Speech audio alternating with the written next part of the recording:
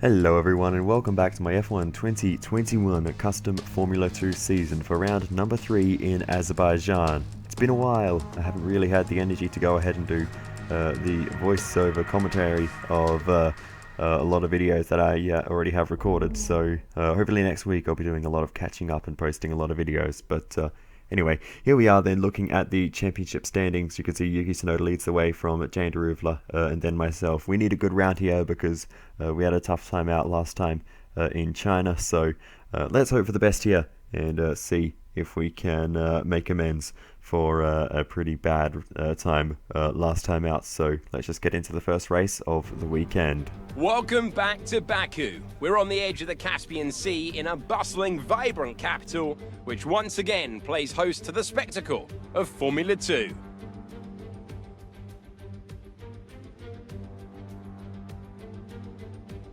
This is not your usual racing circuit. It provides one of the most complete tests for the field. Sector 1 sports a set of 90-degree corners around the block, if you like. Sector 2 gets even tighter with the old city walls. Sector 3 just turns 16 to negotiate, and then 2.2 kilometers flat to the floor, full throttle in 6th gear, all the way to the end. Joining me today is a man who is no stranger to going fast, Davide Valsecchi of GP2 2012 fame. Great to have you here today, Davide. Are you enjoying yourself here in the beautiful city of Baku? Absolutely, Alex. Baku is fantastic and so this track. Have a check. The architecture, the narrow street. Easy to see why it's one of the most exciting circuits on the calendar. But Alex, street circuits can be unforgiving. I wouldn't be surprised if you see a safety car or two out during today's race. As we're now moments away from the off, let's take a look at the grid order in which they'll start today's race. Yuki Tsunoda lines up on pole position, with Sean Gelael alongside. Looking down the rest of the grid, we have Sato, Schumacher, Nobuharu Matsushita, and ILOTT, Alesi, LUNDGAARD, Joe, Pedro Piquet, Samaya, Mazepin, Robert Schwartzman and Armstrong, GHIOTTO, Delatraz, Tiktum and Roy Nissany, Daruvla, DRUGOVICH, AITKEN and Artem Markelov completes the grid. And now it's time to head down to the track. So we share the front row with our title rival, and he has Marino Sato and Nobuharu Matsushita directly in line behind him. Does Yuki Tsunoda, so the three Japanese drivers lining up along the right-hand side of the grid, the racing line heading into the first corner. But now we get ready to go to the 5 red lights, and away we go for the feature race in Azerbaijan. It's a great start for us off the inside line, and we're going to lead the way down into the first corner. We've gone deep though into turn 1. We've done the Lewis Hamilton, and we lose the lead to Yuki Tsunoda. Marino Sato gets through as well up into 2nd position, so it's been a good start for him as well. We managed to hold off Callum ILOTT, and Mick SCHUMACHER finds his way into 5th position, but yeah, that's not a great start for us as we try and have a look up the inside of Sato. Nothing to do there, and we sit behind the Japanese driver for a little bit longer. Matsushita dropping down to 6th position off the start, losing that place. But for now, we have realistically only lost 1 place off the start, so it's not too bad. Here's the start on board with Jack Aitken, who started at the back, and I imagine he maybe found some trouble down into the first corner, laid on the brakes and a little brush with the back of Louis Delatraz there in the Charus car, so a little tiny bit of damage to the front of the Campos car there that Aitken is steering in this race. So yeah, Aitken a little bit aggressive there down into the first corner, but as we continue on, you can see really struggling through those last couple of corners just to get the line right through there. Very, very difficult, and now we're going to be under threat from Callum ILOTT, who's trying to charge down the inside as we head towards the first corner. He's got a little bit of overspeed and just about to inch in front, but we go back around the outside. ILOTT late on the brakes, and it's going to have to be a continued fight here through the first few corners. We get a good bit of traction down, late on the brakes into turn 2. ILOTT sends it towards the apex. We still keep it side by side, and we eventually get ahead of Callum ILOTT and finally maintain that position and get back ahead of the Brit, but he's not going to give up so easily. so we need to be very, very careful here in this fight, but we've held him off for now, but for how much longer, because he is looking quite speedy, and we need to really pay attention to our corner exits in the final sector. So as we continue to charge on in this race, that is a lot of curb use there heading into the final sector, and yeah, we need to watch out, because we just smashed into the back of Marino Sato there, and we were very lucky not to do any damage to the front of the car. So yeah, that is lucky for us that we didn't damage our front wing there, but that is Felipe DRUGOVICH out of the race with a mechanical failure, and a lot of smoke just there as the Brazilian pulls off to the side of the road and retires from the Azerbaijan Grand Prix. And immediately after that, seconds after that, Luca GHIOTTO, the same thing, retires from the race literally 2 corners later, and yeah, Luca GHIOTTO is also out of this race, so that is unfortunate for those two. But yeah, 2 mechanical failures in a row at the same time in Formula 2. But anyway, now as we continue on, more audio issues, usual stuff for my new Xbox. I don't know what's going on. Hopefully they fix it, but I don't have high hopes. But anyway, we get the move done on Marino Sato, and hopefully we're not going to stay on this camera shot for too long, because that sound is horrible. We continue on, and thankfully it goes away, but you can see we're still kind of struggling with that, those last 2 corners, and we have a bad run onto the straight as we have a quick check of the front wing. Marino Sato with a good run, he goes to the inside as we head down towards the first corner. We squeeze him all the way to the left hand side, but Marino Sato is going to get the move done. We switch back to the inside, try and get back up the inside, but we just can't get there. Marino Sato holds on, and we remain behind the Japanese driver as we continue this fight. We're going to try and get up the inside of turn 3 as Sato defends all the way. We go to the outside, and we're going to go too deep, and we have to take to the escape road, because we were never going to make that corner. So yeah, had to make that decision, turn right, and now we have to rejoin the circuit in a safer way, using this little extra bit on the side of the runoff to try and get some vision of where the other cars are.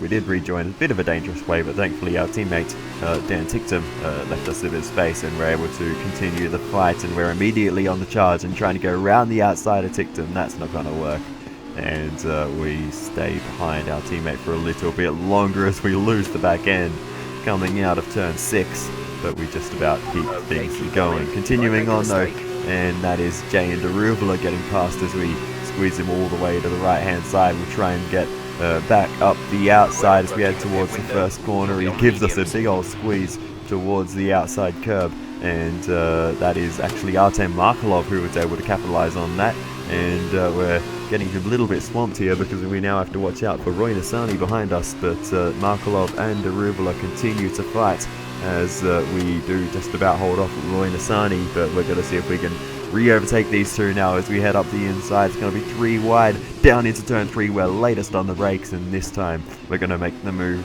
and make it stick, and we'll just about get ahead of DRUGOVICH as well as we both clear the Russian driver Artem Markelov, and we find our way back up and into I think that was 16th position. But meanwhile up the road, Callum ILOTT, who was running in the top 3 I think in this race, is now out with a mechanical failure, so unfortunate for him, and he retires from the Azerbaijan Grand Prix, or feature race, and there's he on board with us as we get a little close to the back of Callum ILOTT. But anyway, now box, we're coming in this lap. That elevates us up into 15th position with that mechanical failure for ILOTT, and it is soon time for us to come into the pit lane. So in we go, and we'll be switching onto the harder of the available compounds this weekend, where I believe we're switching from the super softs onto the medium compound tyres. And yeah, it's a 2-step difference here in Azerbaijan, so it's going to be a big difference to drive on these tyres compared to the last ones, though the super softs are pretty horrible for tyre wear, so these tyres will still feel pretty good compared to the ones we were just on, those super softs. They're really they really wear out quite quickly. But anyway, now we will continue on. Again, the audio quality goes down the drain, but we're still sitting in 15th position after all the pit stops play out, and we need to try and make a move on first. Our teammate Dan Ticktum. So we continue on and we go for a dive up the inside very late there, and Dan Ticktum sees us coming and gives us the room. So thank you for that, mate, and we are through and up into 14th. Next up, Louis Delatraz in the Charus, so let's see if we can pass the Swiss driver. Can we get around the outside into the end of the second sector, and we'll just about make the move there. That was a crazy place to go for a move, but we had this overspeed on Delatraz.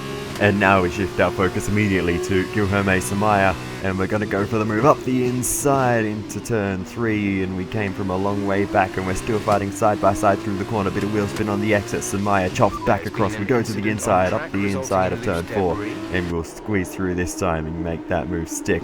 As up the road, holding up this entire train, it is Giuliano Alesi fighting with, I believe, Christian LUNDGAARD as we get around the outside of Nikita Mazepin, now up the inside into the castle section, and we'll get the move done in the castle section. That is an incredibly narrow part of the circuit, but we were able to make the overtake work on Nikita Mazepin, who, to be fair, gave us the room, and we were able to have a fair race through that section. So fair play to Nikita Mazepin for seeing that move coming as we charge up the inside, not quite able to make the move this time on Marcus Armstrong. We'll get up the inside though into the third sector, and we'll make the move there on the Kiwi driver, and we find our way up and into the points now. So we're getting further and further up the field as we give Robert Schwartzman a bit of a squeeze into the wall there. That was a little bit harsh, but we're getting desperate, and we need to make these moves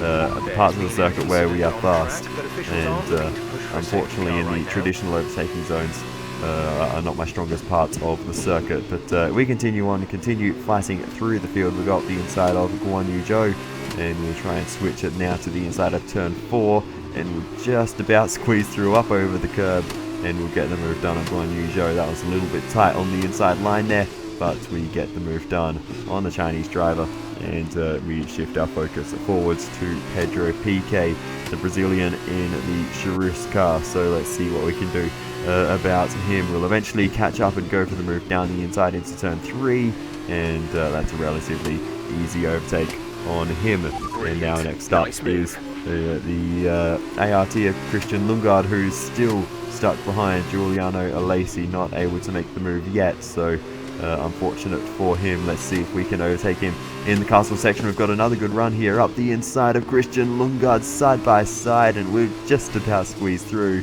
And I think LUNDGAARD may not have been so lucky, but we'll check it out. He's dropped a little way back. We'll see. We're side by side, and LUNDGAARD just understeered a little bit too far, had a bit of contact with the wall, and that's damaged his front wing. It, to be fair, is incredibly difficult to get through there side by side, but yeah, you can see we stayed as far left as we could, and LUNDGAARD just was a little bit too far right. There was a bit more space to his left that he could have used there, but unfortunately LUNDGAARD ended up in the wall. Meanwhile, we've overtaken the Lacey, and now we are chasing down Matsushita in his pursuit of Mick Schumacher and Marino Sato, all fighting away up ahead. So this scrap has really brought us into contention as we head up the inside of Matsushita, the man we have had so many championship fights with on the previous game. Almost lost count, 3 or 4 it has been in the past between myself and Matsushita, but now we head up the inside of Schumacher, and we'll squeeze through on him as well as we continue to make aggressive overtakes in the castle section, and we make one on Mick Schumacher, and there is this one on replay. We'll see how that looked, and that was actually a nice one. We got the move done before we even got to the castle section, so we're really strong through that right-hander just before the castle section or heading into it. So yeah, that is our best part of the circuit. Unfortunately though, that leaves us exposed on the straight because we don't really have anything to fight with when the car was just overtaken, gets the DRS. Now Matsushita trying to make the move on Mick Schumacher.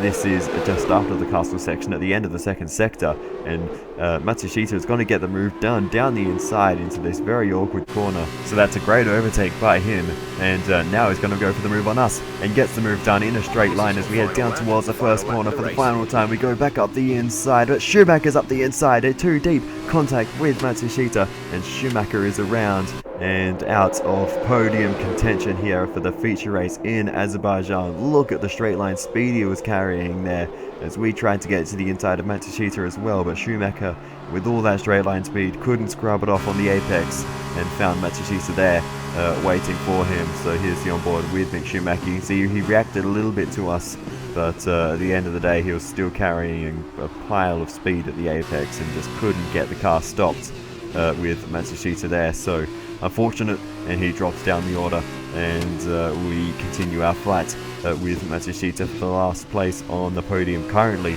it is Japanese drivers at 1, 2, 3 with Tsunoda still leading the way from when we made that mistake right the way back at the start, and Tsunoda was able to pick up the pieces then, and he has never looked back. Marino Sato sitting in P2 with Matsushita now in third after the mistake from Mick Schumacher has knocked him out of contention. So we need to try and upset this and try and get our car onto the podium for our own title hopes, but you can see we're really pushing too hard here through the castle section, and we're just losing contention with Matsushita. So I think he's got that in the bag now with just a few corners to go. A lot of understeer through the left-hander there, contact with the wall into the left wall, the wheels off, and we're rolling, and we are out of the feature race. What on earth happened there? We just understeered into the wall, got the line wrong, and that was an aggressive rollover.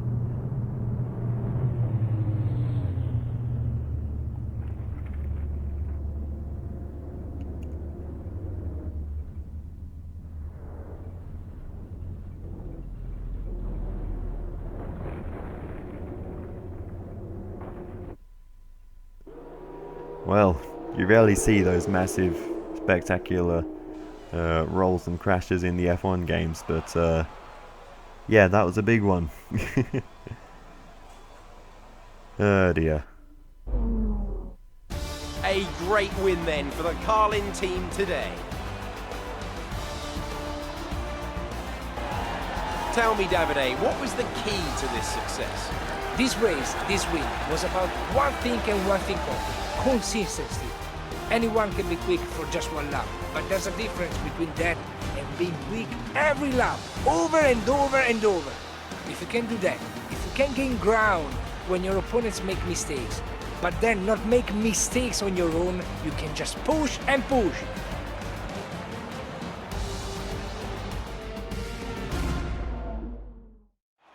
And there you have it, today's winners. Having raised some of the biggest names in F1 to date, Carlin have once again shown their expertise when it comes to recruiting new talent. No doubt today's winners have a bright future ahead of them. They certainly deserve it after today's performance. What a day for Japan here in Formula 2. A 1-2-3 for the country. Yuki Tsunoda takes the win with Marino Sato in second position, Nobuharu Matsushita in third. And now, Davide Valsecchi, let me ask you, who is your driver of the day? Let's give it to Daniel Ticktum. That was a quality drive from start to finish. He can be proud of that one. After all this drama, you'd be mad not to join us for the next race. We hope to see you then. Take care. Well, there we have it then.